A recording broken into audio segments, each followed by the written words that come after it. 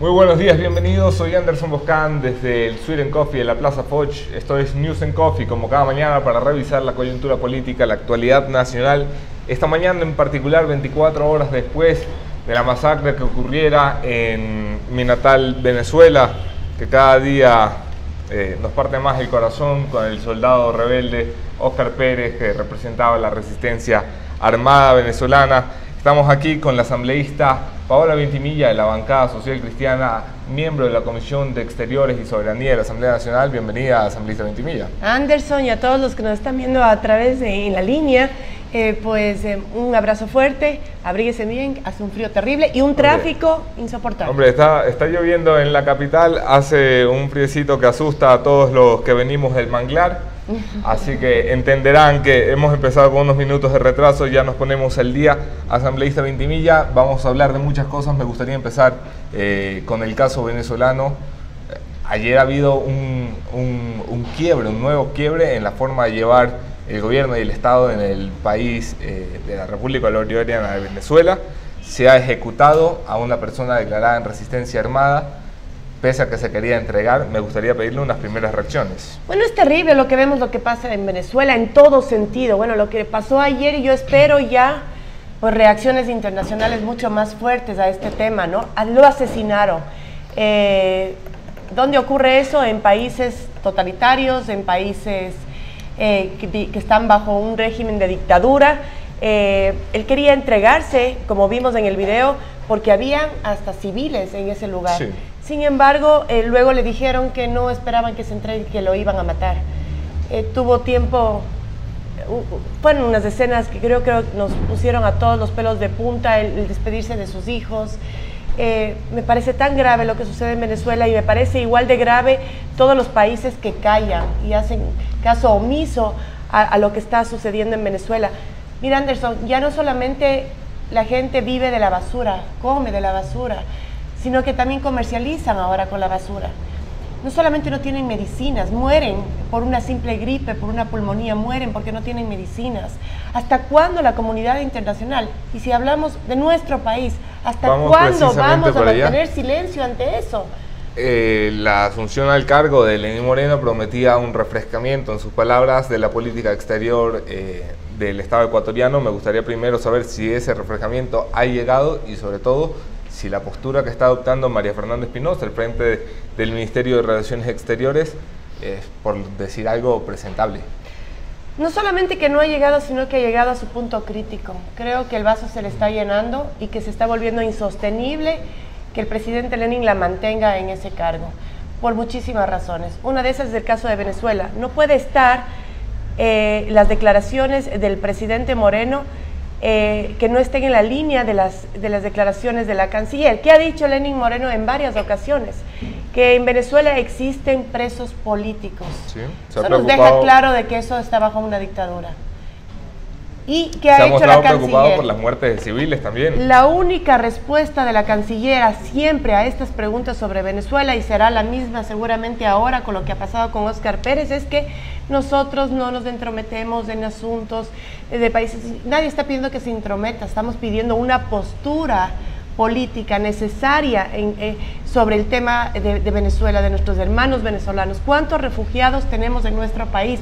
Creo que ni siquiera nos dan la cifra exacta, porque no quieren que se evidencie lo que está sucediendo en Venezuela y cuántos están llegando acá para sobrevivir. Estamos cerca de vivir un éxodo de proporciones desconocidas en el continente americano. La primera pregunta llega para la asambleísta Ventimilla. Asambleísta, ¿cree usted prudente incluir como punto de discusión en la Asamblea Nacional alguna declaración acerca de lo ocurrido ayer en Venezuela con Óscar Pérez? Lo haría con gusto, lo puedo hacer el día de hoy que tenemos pleno, pero no van a dar paso. ¿Por qué? Porque la bancada de Alianza País siempre está unida en esos temas. Pero ¿cree usted que Alianza País, que era una ferviente defensora del chavismo, se atreva todavía a...? Se atreven y defienden, y no se extrañe que digan que la muerte de Óscar Pérez no es como él pone en el video, y como el hombre ya está muerto no va a poderse defender de esas acusaciones, pero seguramente dirán que ellos quisieron capturarle, pero él se resistió y estaba con armas y por eso lamentablemente falleció en este intento de captura. que era un terrorista, etcétera. Entonces, no se extrañen de que esa sea la postura de todo el bloque de Alianza País y de todos los que están, los que deberían dar la cara por esto, en este caso la ministra de Relaciones Internacionales. Veamos qué dice el presidente Lenin sobre esto. Insisto, creo que para el presidente se está volviendo insostenible que la ministra de Relaciones Exteriores, que esta canciller esté al mando de la política internacional de nuestro país. Precisamente la segunda pregunta para usted, asambleísta, ¿cómo piensan hacer para que cambien algo en la Cancillería? ¿Es necesario cambiar ya de canciller? Cada declaración de María Fernanda Espinosa es un acto de vergüenza para todos los ecuatorianos, pregunta Luis Reyes. No hay motivos en este momento para llevarle a un juicio político, por ejemplo, que fuera ideal. ¿Por qué? Porque no ha hecho nada que afecte directamente a los ecuatorianos. Sin embargo, sí, es una vergüenza lo que ha hecho, lo que hizo con Assange. Ha llegado a tal punto, a un clímax, digamos, el reclamo de varios asambleístas, entre esos del mío, que ella misma pidió ayer a Doris Solís presentarse ante la Comisión de Fiscalización, ante los pedidos que nosotros hemos hecho, pero ella ha pedido estar en una sesión reservada. Quiere decir que nosotros no podemos comentar lo que vaya a suceder o lo que nos vaya a contar dentro de esa comisión. La prensa no puede entrar, los ciudadanos no pueden enterarse de lo que está pasando, y eso es gravísimo. Ella dice que no politicemos a este tema. Sin embargo, esto es la política internacional que está llevando el país. Entonces vamos a recibir el día miércoles, el día de mañana, en una sesión reservada. Tengo algunas preguntas que hacerle, muy importantes a la ministra. Vamos a ver qué responde. En un acto puro de transparencia, María Fernanda Espinosa ha pedido ser recibida en sesión reservada para evitar con ello que trascienda a la opinión pública y a la prensa las respuestas que den. Pero lo que podemos hacer trascender en estos momentos... Si quisiera transparencia, no fuera reservada. Lo que podemos hacer trascender en estos momentos, si no la pongo en compromiso, asambleísta, es alguna de las preguntas que tiene para la ministra de Exteriores, María Fernanda Espinosa. ¿Qué cree que debe aclarar exactamente después de todo lo que ha dicho? Se ha presentado ya en rueda de prensa, en entrevistas. ¿Qué falta por aclarar? Yo les voy a contar una cosa que los ecuatorianos, que no se ha hecho público todavía, no se han dado cuenta.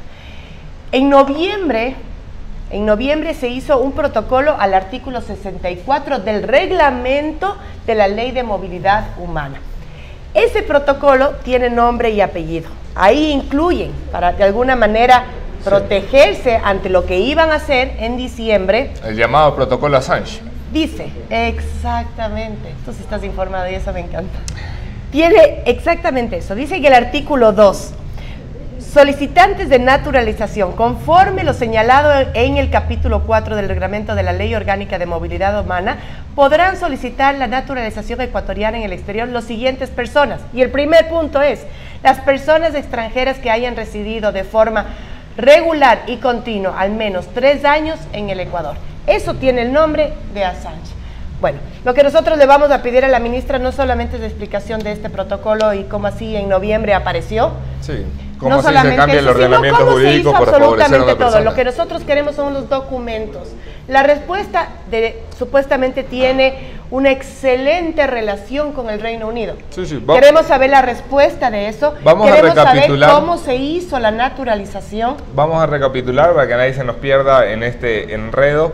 La semana pasada, ante rumores que ya corrían en los círculos políticos, la CNN, la corresponsal de CNN, Ana María Cañizares, en el Palacio de Najas, la Cancillería del Ecuador le pregunta directamente a la canciller por la información que ya circula, que Assange ha sido naturalizado. La canciller responde, esto no merece pronunciamientos de la Cancillería. Porque son rumores.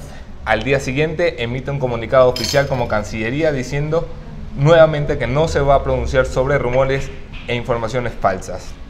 Yo digo, si las cosas se hicieron bien, Anderson, si se hicieron bajo la ley, ¿por qué? La naturalización que se le dio no es ilegal, esa es la verdad. Se le pudo haber dado la naturalización, pero ¿por qué no se nos informó? ¿Por qué la mantienen bajo la mesa? ¿Por qué hacer algo bajo los manteles? Exacto. Si precisamente es algo en favor del Estado ecuatoriano y siguiendo el ordenamiento jurídico ecuatoriano. Claro, en la naturalización no hay nada ilegal. Lo pudo hacer y lo hicieron. Claro que no nos avisaron que lo iban a hacer. Mira tú, nosotros La canciller responde aquello como prudencia en el manejo de estos temas. No sé cuál es la prudencia en decir que se le va a dar la nacionalización a este señor, que corre peligro su vida. Sabemos que si este señor llega a ser entregado al gobierno de los Estados Unidos, seguramente será procesado como hacker.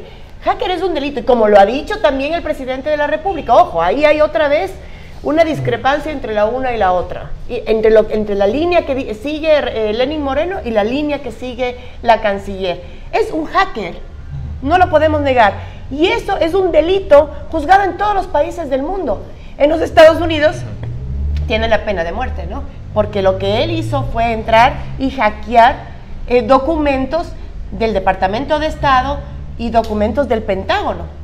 Entonces, estamos claros que si llega él a manos de los Estados Unidos, puede tener la pena de muerte. Estamos claros en eso. Pero la pregunta es, quería que se dé la nacionalización, debía habernos consultado. Hace poquísimo, 2 semanas, tuvimos una sesión reservada con ella. Esas sesiones, y digo así, de todos los ministros, reservadas entre comillas, porque no hay nada nuevo ni reservado que nos digan en las sesiones. ¿Por qué las hacen reservadas entonces? Bueno, esa es una excelente pregunta y que me he hecho yo todo el tiempo. ¿Por qué son reservadas si las cosas que nos dicen salen en todos los medios de comunicación o ya lo sabíamos? Porque no tiene nada de reservado. Esto era una información reservada para ella que nos tenía que haber dicho en la comisión. Porque esta sesión reservada se dio después de que ya le había dado la naturalización a Assange, pero ella no nos mencionó nada. Y no solo eso, la canciller Espinosa le oculta información a la mesa de exteriores de la Asamblea Nacional en una sesión reservada. Y no solo eso, sino que cuando se le preguntó directamente en la mesa que nos hable cómo estaba el caso Assange, ella no respondió.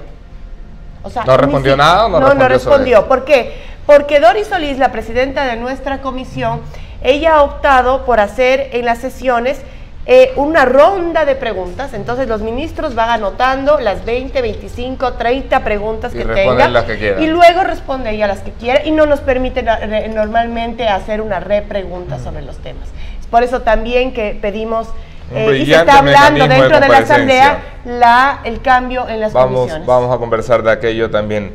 La ministra de Exteriores ha salido como lo decía antes, a rueda de prensa en el que ha tenido que afirmar y tragarse su silencio, información que antes había negado. Admitir su mentira. Antes me refiero a 24 horas, que es que no estamos hablando de que ha salido un año después a confirmar lo que ya sabíamos. Ha tenido que sentarse 24 horas después a decir, es verdad, le oculté información al país, sin decirlo, evidentemente. La ministra de Exteriores ayer en entrevista con Teleamazonas aseguraba que las relaciones con Reino Unido no pueden estar mejor, porque claro, los británicos estarán encantados de que los hayan querido engañar. Seguramente, que los haya querido engañar y que les haya querido poner como parte del equipo diplomático. ¿Sí? ¿Usted cree que ellos están contentos? Por eso también se pide la respuesta que dio el Inglaterra a este tema, ¿no? ¿Qué puede afectarse en las relaciones bilaterales con Reino Unido realmente? Mira, no es solamente con Reino Unido. Es que nosotros tenemos que tratar, las relaciones internacionales se trata de que tengamos una buena relación con todos los países del mundo. No solamente con Reino Unido, con la Unión Europea, que firmamos un acuerdo recientemente, se pueden ver afectadas, porque no es ético, si tú lo quieres ver así, capaz sí es legal, pero no es ético cómo se están manejando las cosas en nuestro país. Hablemos, aunque no les guste a muchos, pero yo creo que sí a la mayoría de los ecuatorianos, porque sabemos que 16 millones de ecuatorianos se verían beneficiados si en algún momento llegamos a tener un acuerdo bilateral con nuestro primer socio económico. ¿Cuál es? Los Estados Unidos. No soy defensora del imperialismo ni mucho menos, soy defensora de los ecuatorianos. Y por lo tanto, si el 70 u 80% de nuestras exportaciones van a ese país, tenemos que mantener una buena relación, obviamente hay que tener una buena relación. Cuando nosotros estuvimos en los Estados Unidos, un grupo de asambleístas de Alianza País también, de Creo, de Suma, de todas las bancadas, y fuimos invitados, una de las mayores preocupaciones era el caso Assange, para que las relaciones bilaterales entre los dos países empiecen a funcionar de mejor manera y que en algún momento se piense en darnos este tratado de libre comercio que tanto necesita nuestro país. No solamente porque exportamos del 80%, sino porque también importamos muchas cosas necesarias a nuestro país. Había 3 puntos que ellos nos mencionaron, y no es chantaje de los Estados Unidos, es simplemente decirnos, miren, nos encantaría tener una relación con ustedes, con el país, con Ecuador, pero le hemos dicho al ministro Campana, se le ha dicho a la ministra de Relaciones Internacionales, Exteriores. O sea, no es que ellos no saben, hay 3 puntos que ellos topan, que les preocupa. Las demandas a compañías americanas, que son 2, y el caso Assange. Merck, obviamente, es una de esas compañías que ha sido demandada, sí. Y la otra que sabemos es Chevron. Pero aquí no podemos manejar esas demandas, pero sí podemos manejar una buena línea en el caso de una de las cosas que falta todavía por aclarar, no lo ha hecho la canciller María Fernanda Espinosa en sus múltiples salidas a la prensa, que por cierto, insistimos en la invitación que está extendida hacia usted, canciller Espinosa, desde hace más de un mes, y en la que hemos insistido cada semana para que venga a este espacio y nos explique algunas cositas que todavía no ha explicado, es si esta fue una iniciativa brillante de la canciller Espinosa o fue una iniciativa con consentimiento del presidente de la República, que es el rector de la política exterior del país. ¿Qué diferencia puede haber en una ministra que se toma atribuciones de llevar una decisión riesgosa como esta? Yo veo difícil que se haya tomado atribuciones, aunque sí lo puede hacer como delegada del presidente. Habría que escucharle al presidente de la República. Ahora, con el caso de Óscar Pérez, yo creo que es el momento de que el presidente, ayer lo debía haber hecho, se debió haber pronunciado y no lo hizo, tiene que pronunciarse. Y él tiene que marcar una línea de la política exterior que quiere manejar el país. Yo sé que en este país había mucha bulla presidencial en la última década, pero Lenín Moreno está abusando un poco del silencio. A veces es la mejor defensa, ¿no? Y a veces puede ser que está esperando el momento adecuado y que quiere tomar decisiones adecuadas, y veamos. ¿Qué le puedo decir? No puedo defender a Lenín Moreno por quedarse callado, pero tampoco le puedo acusar de algo que no ha dicho. Entonces, sí esperamos un pronunciamiento del presidente sobre estos casos. Hoy en La Posta se publica una información especial, los invito a mantenerse en línea con nosotros. Tenemos información sobre los gastos reservados de la Secretaría Nacional de Inteligencia, información sobre gastos reservados utilizados para comprar o pagar o financiar encuestas de tinte electoral con una encuestadora privada. Revelaremos el nombre y las relaciones con el gobierno que tuvo esta encuestadora en las próximas horas. La SENAIN vuelve a la mira no solo por este tema, también por los gastos reservados que se le imputan ahora al fiscal general Carlos Bacamancheno. Esto es parte de las regulaciones que tiene su comisión, precisamente la de soberanía, ante la cual se puede o se debe llamar al secretario nacional de inteligencia también en sesiones reservadas. Sí, tenemos justamente el día jueves una sesión reservada reservada. Mire qué oportuno. Bastante oportuno. El secretario nacional de inteligencia es un enigma porque sigue en el gobierno asambleísta Vintimilla. ¿Qué sabrá? ¿Por qué le quieren mantener ahí? ¿Van por allí los tiros? ¿Va por ahí? Que si van por allí los tiros, que si lo mantienen allí porque sabe mucho. Igual que Assange, nos hace pensar, ¿no? ¿Qué tanto sabe? ¿Qué tanto saben que no quieren sacarle de ahí de la embajada? ¿Se ha puesto a pensar todo lo que este señor Assange debe saber? ¿Se ha puesto a pensar todo lo que el de la SENAIN debe saber? Romy Vallejo, secretario nacional de inteligencia, esto se publicará en las próximas horas, nada más me gustaría pedirle un pequeño pronunciamiento. Utiliza los gastos reservados que son exclusivos para el uso en operaciones que implican la seguridad nacional y la defensa nacional. Pero es que ellos dicen que trabajan en eso, ¿no? Para pagar encuestas, a ver cómo estaba la imagen de Jaime Nebot, a ver cómo estaba la imagen de Guillermo Lasso. Y el susto que se llevaron cuando vieron que la imagen de Jaime Nebot estaba mejor que la del presidente. Sí, evidentemente, de hecho está en la portada del informe. 80%. Una Secretaría de Estado que utiliza fondos reservados para pagar encuestas electorales. Tendrá que dar explicaciones, obviamente, ¿no? Eso no es parte de la seguridad del Estado, así que tendrá que explicarnos en sesión reservada.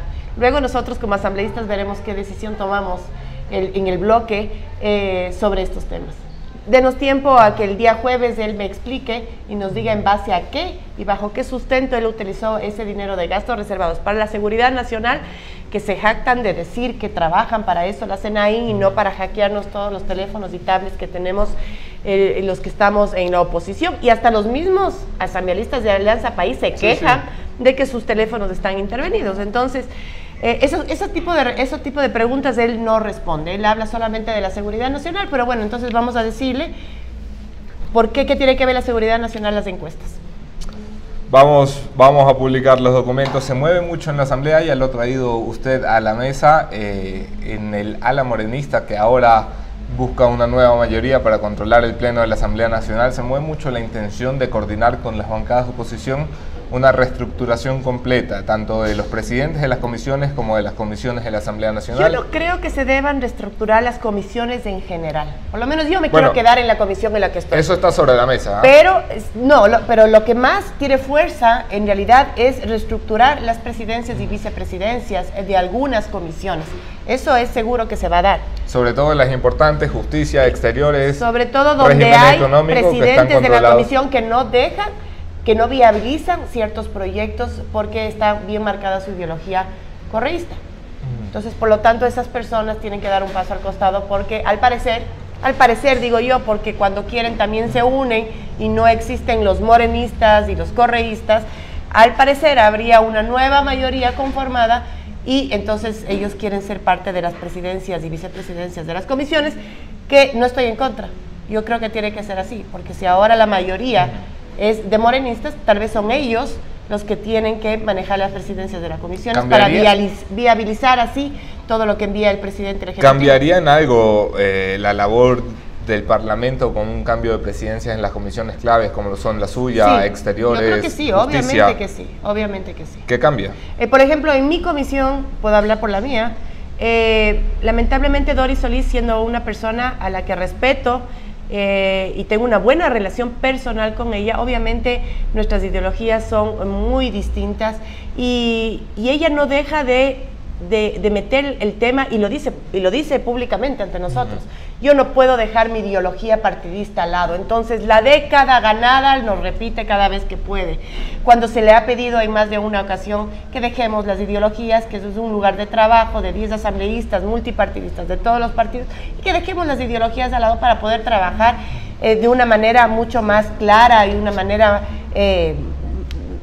más normal dentro de la comisión, sin pensamientos políticos, sino revisando los tratados y los convenios y ser que al asambleísta Solís le gustará mucho el meeting político, pero a veces hay que trabajar también. No solo eso, mire, la Comisión de Relaciones Internacionales es la que más leyes ha pasado durante este periodo de 8 meses. Son como 15 leyes entre tratados y convenios.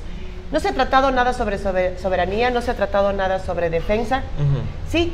Y sí, son 15, pero esas 15, si ustedes se ponen a revisar, tienen varias observaciones que hemos hecho nosotros, pero que son observaciones no vinculantes al tratado o al convenio. Entonces pasan con defectos, pasan con observaciones que son bastante graves. ¿Qué se tiene que hacer en esos casos? Se debería devolver ese convenio o ese tratado que tiene tantas observaciones a quien lo envió para que sea nuevamente tomado en consideración esto y ver si nosotros lo aprobamos o no. Pero no, como ellos eran mayoría, son mayoría dentro de la comisión, simplemente pasan y pasan y pasan. Y llega un rato en que ella en un principio nos decía, bueno, sí, pero van las observaciones ahí y terminábamos votando a favor. Ya no va a volver a pasar eso. O sea, simplemente tratados con los que no estemos de acuerdo y tengan tantas observaciones como tienen, serán devueltos nuevamente, porque ahora sí lo podemos hacer, por tener una mayoría dentro de la comisión, y serán devueltos al Ejecutivo o a quien lo haya enviado. El Consejo de Administración Legislativa podría sufrir cambios también, no en su presidencia, que tiene otro mecanismo para cambiarse, pero sí que está en discusión dentro del ala morenista, por ejemplo, el relevo de las 2 representantes del correísmo dentro del Consejo de Administración Legislativa. Hablamos de Soledad Buendía, hablamos de Verónica Arias. Y te falta una. Viviana Bonilla, y Viviana Bonilla, que nunca se sabe si está aquí o allá. ¿Usted cómo se planta delante de una reformulación del CAL? Creo que sería sano. Ya te digo, las condiciones del país en estos 8 meses han cambiado. Y creo que los correístas, o quienes se dicen correístas, que ya será un grupo de 30 o un poco menos, ya no pueden estar en altos puestos dentro de la legislatura. Ellos son los que nos han hecho quedar mal ante la ciudadanía y nos han hecho perder credibilidad ante la ciudadanía, cuando muchísimos asambleístas Muchísimos, pero muchísimos. Más del 50% o 60% de la Asamblea trabaja siguiendo lo que se prometió al pueblo, trabajar para el pueblo y no servirnos de la política, sino todo lo contrario, servir a la política. Lo hemos tratado y sin embargo, obviamente nuestra gestión, lo de algunos asambleístas, tratamos de comunicar lo que más podemos para que vean que no nos pueden meter en el mismo saco a todos. Pero sí, la visión que tiene el pueblo de la labor de la Asamblea no es buena y tiene que ver mucho con esta ala correísta que ha estancado tanto lo que es juicios políticos, por ejemplo, y en las comisiones también han entorpecido muchos proyectos de ley presentados que valían la pena que pasen al Pleno. Hace 2 meses estuvo usted aquí en este mismo espacio y yo le preguntaba qué se siente ser una legisladora pues nueva en el Parlamento y enfrentarse a una legislatura que era entonces un congelador de todo, de iniciativas legislativas y de iniciativas de fiscalización. Ahora se anuncian muchos procesos de fiscalización que tienen oportunidad de pasar y llegar al Pleno Nacional. Cito, por ejemplo, la fiscalización enunciada por Tangi Vera de la bancada de Creo contra el ministro de Finanzas, Carlos de la Torre. Tiene altas posibilidades de llegar al Pleno convertido en juicio político. Ojalá. ¿Usted cree? No, yo ya no creo nada hasta cuando no veo la votación. ¿Esto se reactiva o qué? Esperemos que dé paso, pero hasta que yo no vea eso. Bueno, la votación de comparecencia tuvo votos suficientes apoyados hasta por el ala correísta. Bueno, el ala correísta va a apoyar, porque acuérdese que ellos están en contra de todo lo que hace y dice Lenín Moreno. Sí. Por lo tanto, van a estar en contra del ministro de la Torre. Nosotros también, porque creemos que lo que hizo fue totalmente absurdo, el coger dineros de un lugar y de un lugar tan sensible como es la reconstrucción de Manabí y Esmeraldas, que para quienes visitamos esas provincias, vemos que hay muchísimo todavía por hacer ahí. Que no puede haber dinero ocioso. Que no puede haber un dinero que esté guardado en una cuenta y sea usado para gasto corriente. Él tiene que responder por eso, ahí tiene una responsabilidad política clara. Pero yo hasta que no vea los votos ya en la pantalla para que den paso, o que vaya al CAL, como está conformado en este momento, veamos. Es que no le puedo asegurar nada porque ha habido muchas veces y muchas ocasiones que he llegado a un punto de frustración espantosa. Que digo, bueno, esto van a votar que sí. O sea, por ejemplo, la semana pasada hay 8 proyectos de ley de reforma a la ley de comunicación que están. Van a llegar 2 más. Uno del Ejecutivo y otro de otra bancada del BIN. Son 10 proyectos. ¿Qué mejor que conformar una comisión que solamente se encargue de analizar esos proyectos de ley para que en 120 días tengamos ya una nueva ley de comunicación? Votaron que no fue aprobada. Votaron que no. Y tú dices, bueno, ¿en qué anda esta gente? ¿Qué les estoy pidiendo? Una comisión especializada para que tengamos rápido una ley de comunicación y no sigamos 1 año o 2 años más discutiendo cada uno de los proyectos que entran a la Comisión de Justicia, tal vez. No sé ni a cuál comisión vayan a asignarlos. Es ridículo. Entonces tú dices, sí hay división, pero cuando realmente quieres ver en los votos ya reflejados en la pantalla, se unen o votan incoherentemente. La semana pasada el Consejo de Administración Legislativa protagonizó un nuevo escándalo cuando sancionó a 3 asambleístas por sus pronunciamientos en calidad de asambleístas, una cosa que no registra antecedentes en el país. José Serrano, comandando con Tolete, el Consejo de Administración Legislativa, sancionó a su compañera de bancada Cristina Reyes, Ana Galarza de Creo y el mismísimo Augusto Espinosa de la bancada correísta de Alianza Lo de Augusto Espinosa fue bastante grave, déjeme decirle. Cómo habló contra Dayana Pazle, y no solo eso, se metió... ¿Usted cree que la sanción de Augusto Espinosa pero es totalmente justificada? Porque en el mismo pleno él se puso en el corredor y le pechó, digamos, de alguna manera, como se dice, le enfrentó físicamente a Dayana Pazle. ¿Que quería pelear con Dayana? Dime, no me pregunte qué quería, pero yo era aterrorizada de ver esto, de cómo el señor se salió de su curul, se acercó al corredor y le decía, dime en la cara, ¿te parece eso una... Es que ese rato él debía haber sido votado del pleno, no esperar 2 meses después para sancionarlo. Ese momento el señor Serrano debía haber pedido al presidente de la Asamblea que la seguridad le saque por lo que estaba haciendo. Eso me pareció bastante grave. El decir que el Consejo... Le preguntaba si quería pelear con la asambleísta Pazle. No sé qué quería, lo que quería era amedrentarle. Hombre, pelear con una deportista como Pazle hay que estar muy loco. No. Hay cosas que han sucedido dentro del pleno que se debe haber sancionado en el momento y que muchas ni siquiera se enteran, ¿no? El caso de Reyes. El caso de Cristina fue un comentario en un medio de comunicación, el decir que son alcahuetes.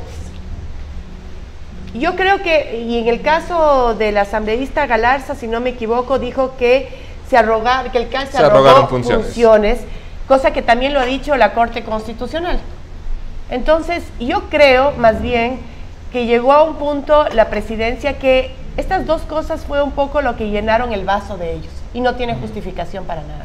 Ellas han sido personas que tienen una manera de expresarse bastante directa, como muchas veces lo soy yo. A veces trato de controlarme en mis palabras y en mi modo, pero realmente creo que les llegó a un límite en el CAL y les sancionaron por estos temas. Han habido, creo, comentarios peores dentro de la asamblea mismo, que se han hecho de otros asambleístas, y sin embargo no han sido sancionados. Entonces, habría que ver qué es lo que está trasfondo de esto, ¿no? O sea, si es estos dos comentarios o fue varios comentarios que se vinieron haciendo durante algún tiempo y ahora decidieron sancionar. Pero si vamos por esas, la bancada de Alianza País son los principales insultadores dentro del Pleno.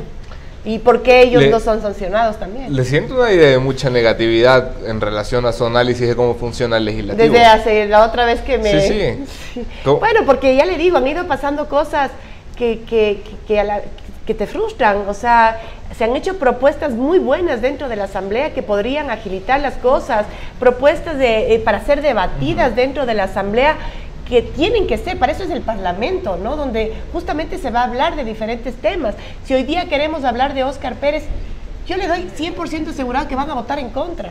Y debería ser un tema que se debería tocar el día de hoy en la Asamblea, hablar de la situación de Venezuela y hacer un pronunciamiento como Asamblea, ya que la canciller no lo hace, o el presidente no lo hace. Como asambleístas nosotros podríamos hacer un pronunciamiento en contra de lo que está sucediendo en Venezuela. Pero no va a pasar. Pero no, jamás pasaría eso.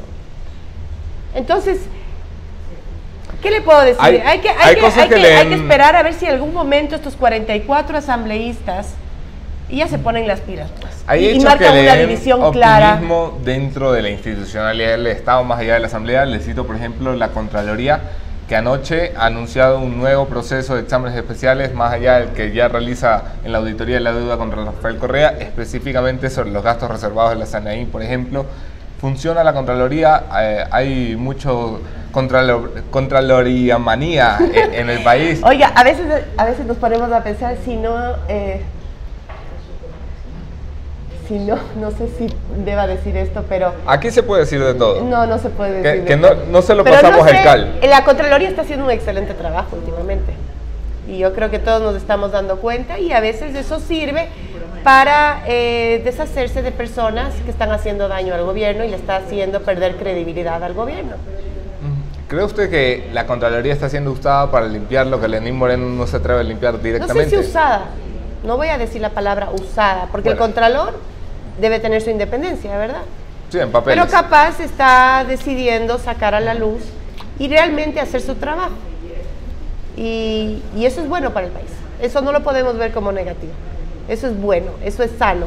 Así como en algún momento, durante 10 años, se tuvo todas las funciones del Estado bajo la dirección del expresidente Correa, ahora esperamos que estas instituciones tengan la independencia necesaria y que no haya presión de nadie, sino que simplemente se remitan a los hechos y hagan su trabajo. ¿Qué opinión le merece la Fiscalía General del Estado en contraposición a la Contraloría? Y yo creo que la posición del fiscal es mucho más complicada, pero tenemos un vicepresidente preso. Y eso es gracias a la Fiscalía también.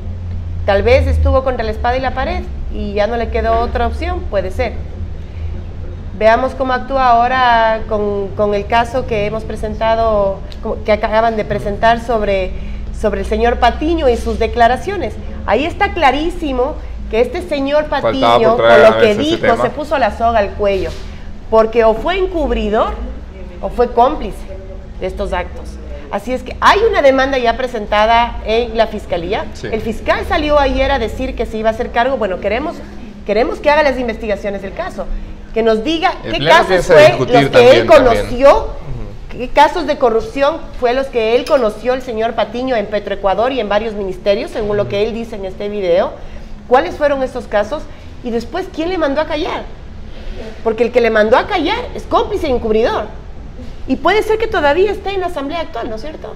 Sí. O puede ser que todavía sea funcionario público. O puede y ser por que lo haya venido tanto de visita puede al ir a país. o puede ser que haya venido de visita a país y todavía pueda, en ese caso no, pero en los demás casos, pueda ser llamado a un juicio político. Y no solamente político, porque si está en la fiscalía, esto sería encubrimiento y esto es penado por la ley. La declaración de Raúl Patiño probablemente intentará colarse en el pleno de la Asamblea Nacional. Ya veremos si con éxito o sin éxito. Sin éxito.